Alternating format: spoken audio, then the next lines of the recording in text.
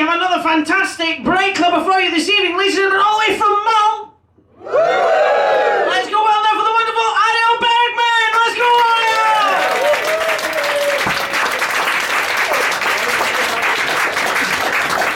Did you leave this on? Yes, I like it. Ooh, that's good. Listen, I need to explain something.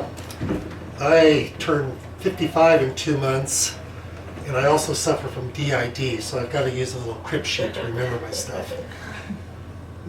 There's a lot of academics here. You know what DID is, don't you? No. Dissertation-induced dementia.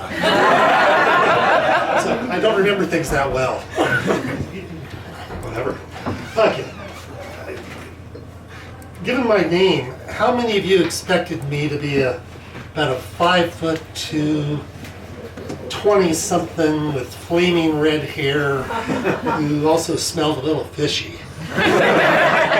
Well, I am not the Little Mermaid, if you haven't guessed yet. Speaking of Little Mermaid, does anybody remember what the name of the prince is that she fell in love with?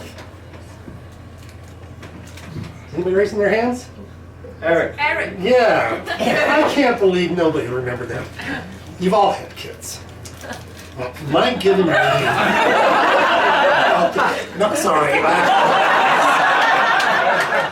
You will have kids, and then you'll know that movie better than you ever thought you would. My given name is Ariel Bergmann. Okay? And when that movie came out, I was so abused by my friends and family. And I gotta tell you, there's two things I have to say about that. One is, I'm an American. And secondly, I should have sued Walt Disney for $1 million for emotional distress. It was violent. I teach across the street at the University of Dundee. Oh, that's not good. It might get worse. And I'm an economist. I'm not sure how to read that. I'm always a little skeptical because sometimes I get booed, sometimes I get blamed for the banking crisis, and sometimes I just get silence. I'm more comfortable with the silence, okay? But I work at a place called the Center for Energy Policy. No, how old am I working? We did? Okay. The Center for Energy, Petroleum, Mineral Law, and Policy. Now, that's a little bit long-winded, so we use an acronym, CEPMLP. As any good Klingon would know, that's pronounced clip-lop. But, so, I like teaching there. I teach three things that... Let me think again. Okay. Boy, it's bad. Here, I can't wait till I turn 51. 56.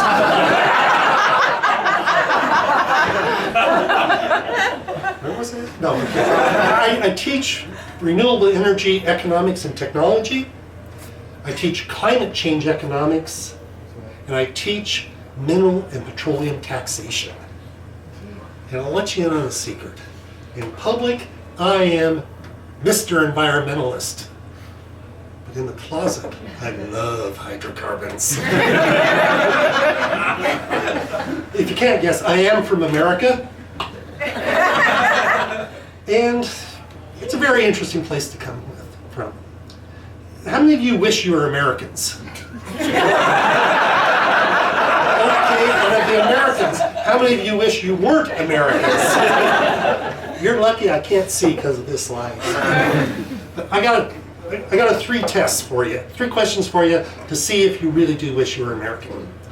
First one, how many of you wish you had a really large house and made lots of money? Okay. Second one, you think?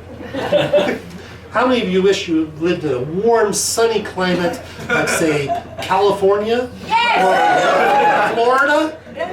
or in a big bustling city like New York City. Okay? But this is the real important one. How many of you have ever sat back at your desk at work, closed your eyes, been sipping a cup of tea, coffee if you really want to be Americans, and just had nice daydreams about shooting someone?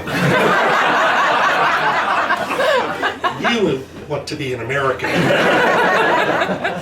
Speaking of America, it's a strange place. You're the man! No, well, now we're talking about... Nah, never mind. We could step outside and settle that question. Go look again.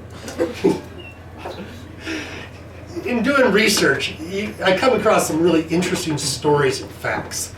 And a few years ago, I was researching urban crime in America, and I came across sort of a discovery. In some states, every once in a while, there is actually more gun fatalities than there are traffic fatalities during a year. You heard me. More people are killed by guns than by traffic. And I'm not talking about places like Wyoming, which are almost as big as Britain, 300,000 people, and you have to make an appointment to have a car accident with somebody. I'm talking about Texas. It happened in Texas in the 1990s, and it was controversial. There was a big hubbub about it in the papers. So, what do you think happened the next time the legislature of the great state of Texas met to talk about what to do? Did they implement new gun control laws? No way. Did they implement mandatory safety training for gun owners? Not even close. I'll bet you some of you already figured out what they did. The great state of Texas raised the speed limit. Problem solved very effectively, as Americans do. Well, listen, one last thing to say to you. Remember, I'm from America, and I'm not the Little Mermaid.